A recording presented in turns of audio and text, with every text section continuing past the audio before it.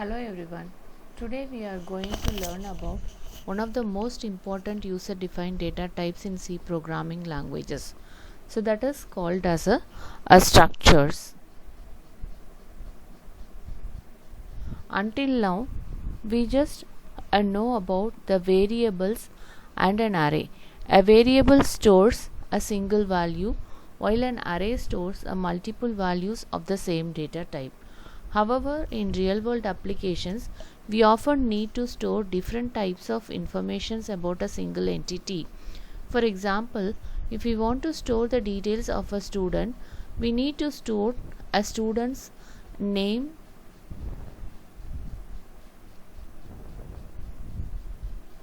and register number and age and CGPA. So this all are different data types. An array cannot be used efficiently for storing the different data type. This is where the structure becomes useful. A structure allows us to group variables of different data types under a single name, making programs more organized, readable, and easier to manage. So generally this definitions of the structure is it is an user defined data type in C that allows multiple variables of different data types to be grouped under a single name.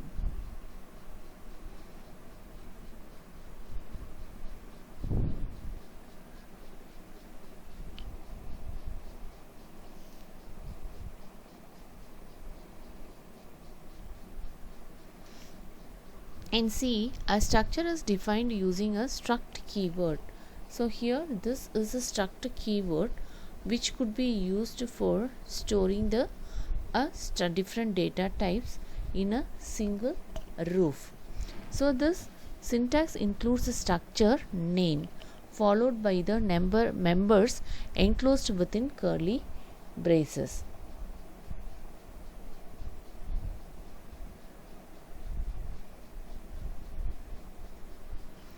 And here in this one, the example which could be called as we are creating a structure called the person. This means that the structure name is a person and it has the members as character, as name, and citizen number is an integer and the salary is float. So we have some different kinds of the data types all together stored under the structure persons. So it is important to understand that defining a structure only creates a blueprint or the template. So at this stage no memory is allocated because no actual data is stored. Memory is allocated only when we create a variables of the structure data type. So if you are creating the variable, at the time that memory will be allocated for that particular variable. So after defining the structures, we need to create the structure variable to store actual data. So this is the second step for this structure.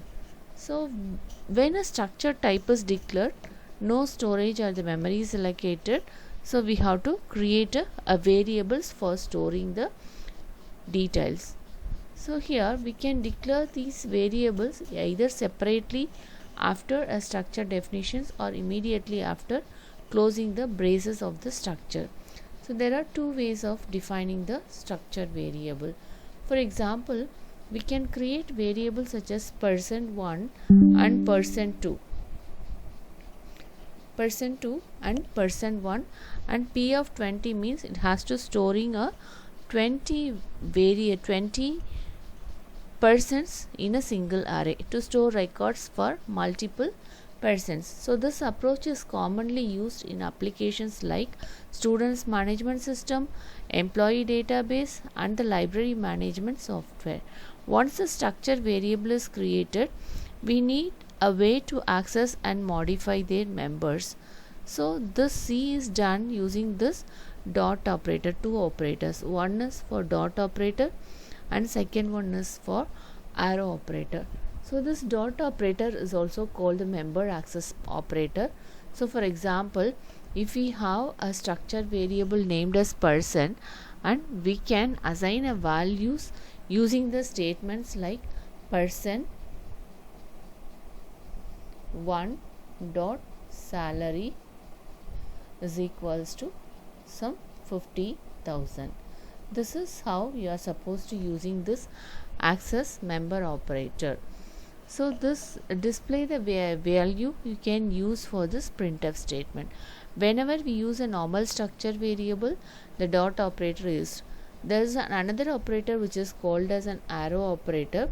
So this arrow operator which is used when accessing members through the pointers. So whenever you are using this pointers, you can go with this arrow operator. So although we will study structure pointers in detail laterly, and this could be helpful for this dynamic data structures. So dynamic data structures means they're generally used for linked list creations.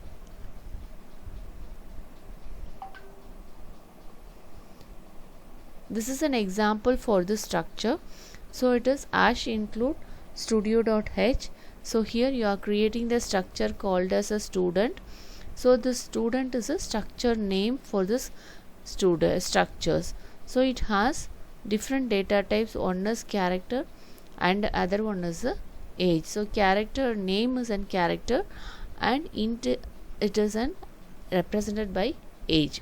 So this could be the member functions of the structure student, and this s is a structure variable. Here for accessing the members in the structures, we can use of this s variable. Means that for accessing the name, you can use s dot name, and for accessing this age, you can use s dot age.